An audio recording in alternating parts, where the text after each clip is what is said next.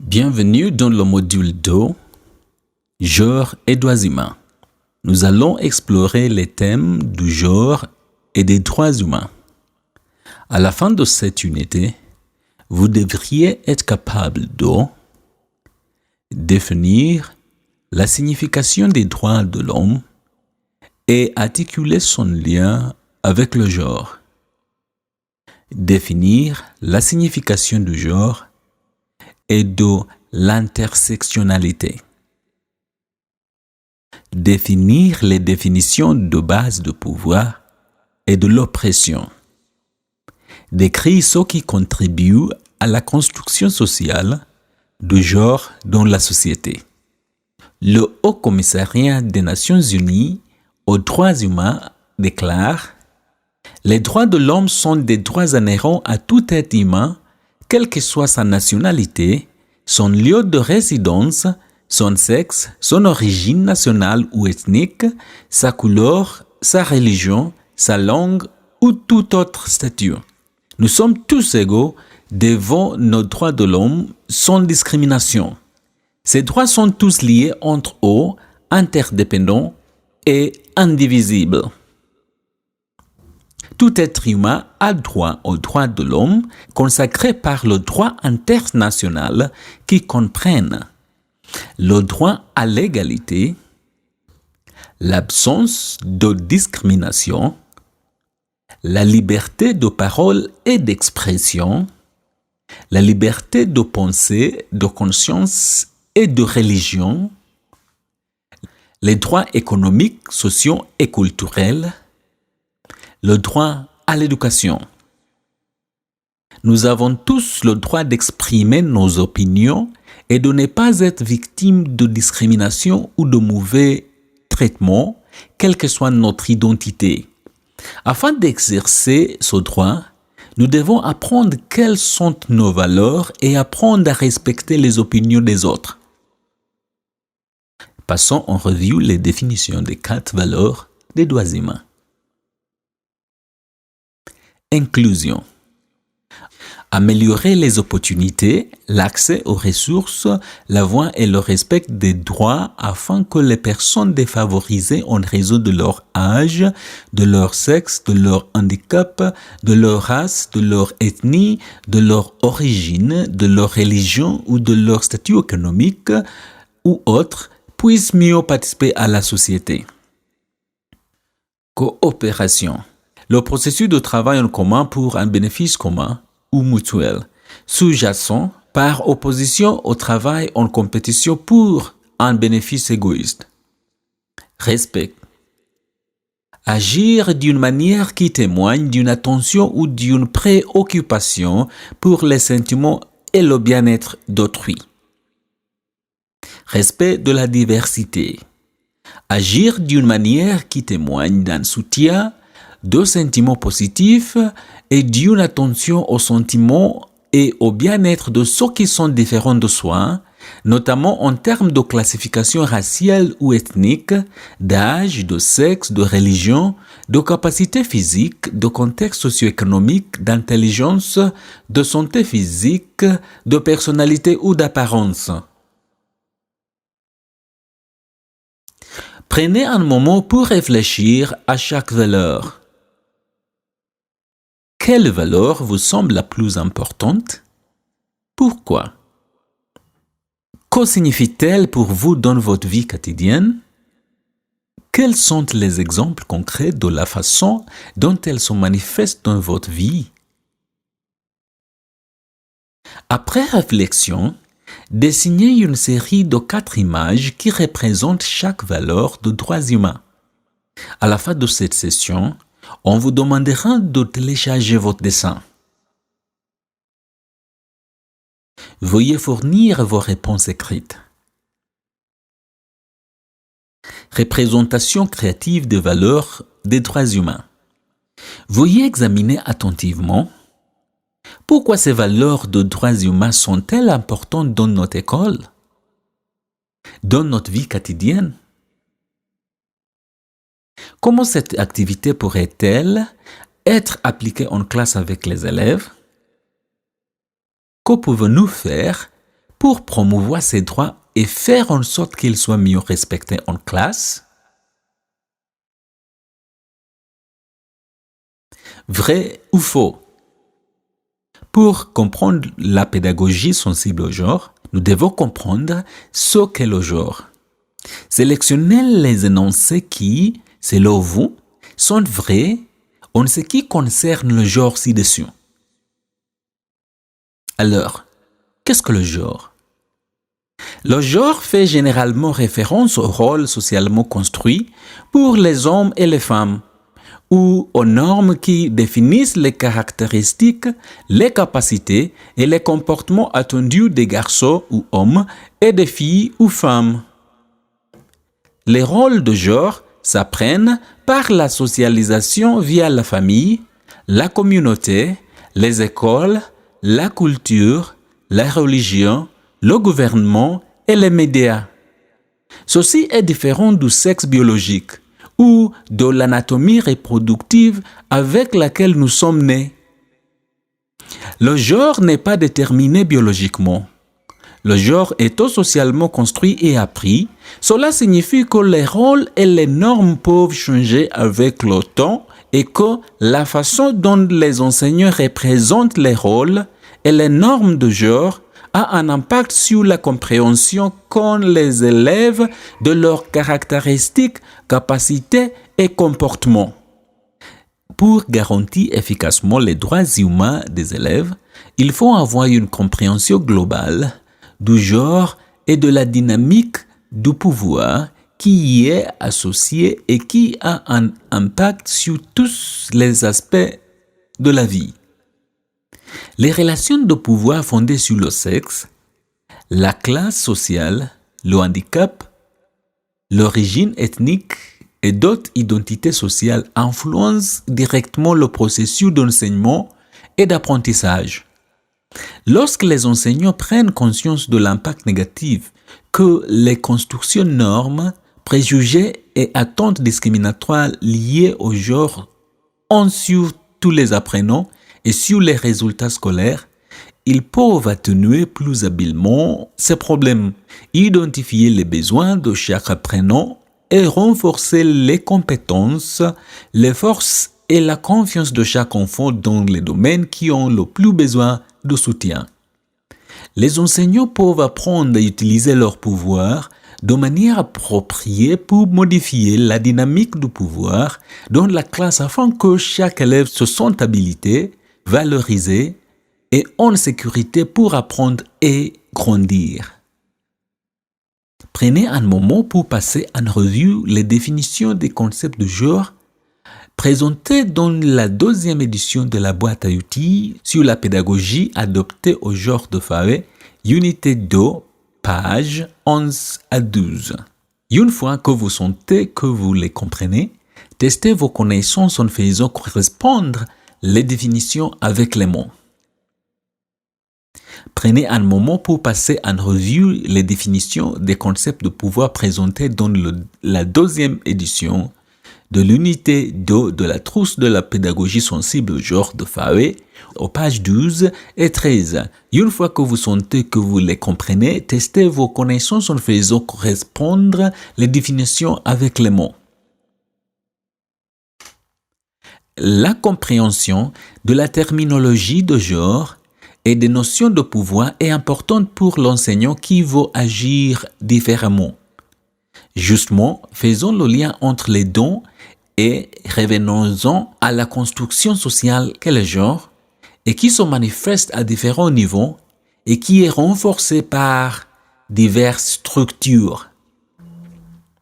Le ménage, la communauté, le système éducatif, l'école.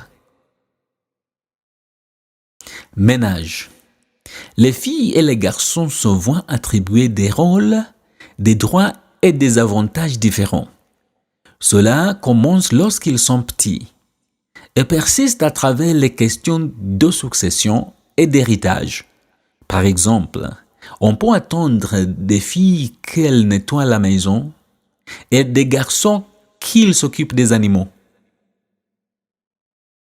Prenez un moment pour regarder attentivement cette image. Ensuite, dans la case 1, identifiez les rôles ou normes de genre que vous observez sur cette image. Dans la case 2, veuillez partager quelles autres normes et rôles de genre les enfants apprennent dans leur foyer. Communauté. Les rôles socialement construits sont renforcés par l'attribution de rôles, de droits et de privilèges. Par exemple, dans une communauté où la construction du genre veut que seules les femmes cuisinent et que seuls les hommes prennent des décisions, un garçon peut ne pas réaliser qu'il peut être chef cuisinier et une fille peut ne pas réaliser qu'elle peut devenir membre du Parlement. Veuillez prendre un moment pour regarder attentivement cette image. Ensuite, dans la case 1, identifiez les rôles ou normes de genre que vous observez dans cette image. Dans la case 2, veuillez partager quelles autres normes et rôles de genre les enfants apprennent dans leur communauté et où ils apprennent, par exemple dans les médias, les institutions religieuses, les politiques gouvernementales, etc. Système éducatif. Les systèmes éducatifs peuvent contribuer positivement à la construction du genre, notamment en choisissant des programmes scolaires qui ne sont pas stéréotypés selon le genre, en encourageant les hommes et les femmes à entrer dans tous les domaines et en ayant des hommes et des femmes dans des rôles de direction. Veuillez prendre un moment pour regarder attentivement cette image. Ensuite, dans la case 1, identifiez les rôles ou normes de genre que vous observez dans son manuel. Dans la case 2, veuillez partager quelles autres normes et rôles de genre les enfants peuvent apprendre par le système éducatif à partir des politiques scolaires ou des programmes d'études. L'école. Les enseignants peuvent contribuer à la construction sociale du genre par la façon dont ils traitent les filles et les garçons de manière égale ou inégale en utilisant les textes, les programmes et la gestion. Veuillez prendre un moment pour regarder attentivement cette image. Ensuite, dans la case 1, identifiez les rôles ou normes de genre que vous observez dans son manuel. Dans la case 2, veuillez partager quelles autres normes et rôles de genre les enfants peuvent apprendre de l'approche d'un enseignant en classe. Des formes multiples et croisées de discrimination existent et exacerbent les obstacles et les traitements inégaux auxquels les femmes sont confrontées, notamment l'âge, la situation matrimoniale, la profession, l'emplacement géographique, l'origine raciale ou ethnique, la religion, la santé, en particulier le VIH-Sida et le handicap ainsi que la pauvreté entre autres. Par exemple, une jeune fille handicapée qui vit dans la pauvreté se trouve à l'intersection de multiples identités sociales qui peuvent subir des discriminations, âge, sexe, handicap, minorité ethnique, aggravant la probabilité qu'elle soit maltraitée, négligée et vulnérable. Les besoins des filles à l'intersection de multiples formes de discrimination doivent être pris en compte.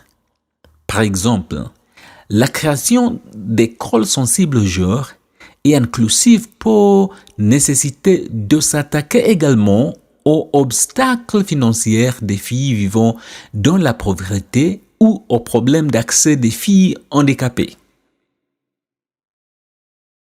Afin d'explorer comment la construction sociale des rôles de genre et les préjugés sexistes peuvent influencer la façon dont un enfant envisage et actualise son avenir, nous allons entreprendre une activité appelée boîte de genre. Boîte 1. Agir comme un homme ou un garçon. Et boîte 2. Agir comme une femme ou une fille. Examinez ensuite les questions suivantes et écrivez vos réponses dans la case appropriée. Boîte 1. Agis comme un homme ou garçon. Quel message envoie-t-on aux hommes ou garçons lorsqu'on leur demande d'agir comme un homme ou garçon? D'où, par exemple, maison, école, etc. Et de qui émanent ces messages?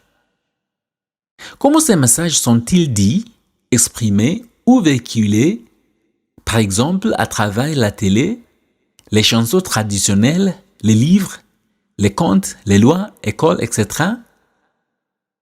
Boîte 2. Agir comme une femme ou une fille. Quel message envoie-t-on aux femmes ou filles lorsqu'on leur demande d'agir comme une femme ou fille? D'où et de qui émanent ces messages?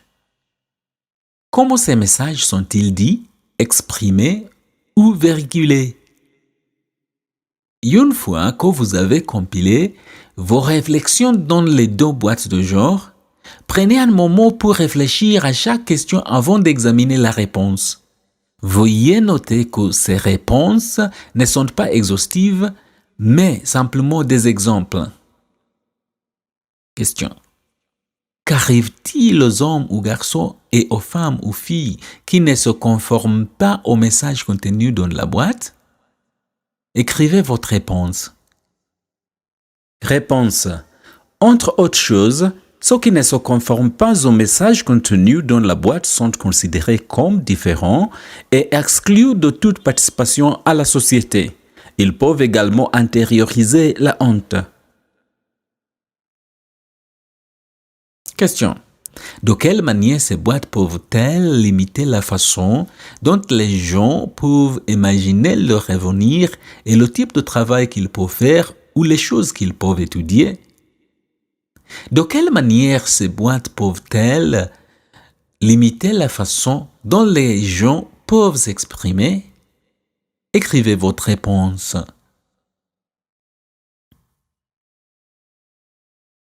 Réponse. Les garçons ne sont pas autorisés à pleurer ou à s'occuper d'autrui et les filles ne sont pas encouragées à s'affirmer ou à occuper des postes de pouvoir. Troisième question.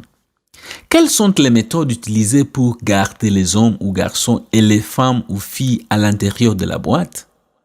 Écrivez votre réponse. Réponse. Honte, violence, socialisation, intimidation. Question. Quels sont les avantages de créer une culture où ces boîtes n'existent pas? Écrivez votre réponse. Réponse. Les gens se sentent respectés et valorisés pour ce qu'ils sont. Les gens peuvent apporter leurs dons et leurs talents à la société, indépendamment de leur sexe. Veuillez télécharger vos dessins sur la valeur des droits de la personne ici et donnez vos réponses aux questions de réflexion suivantes.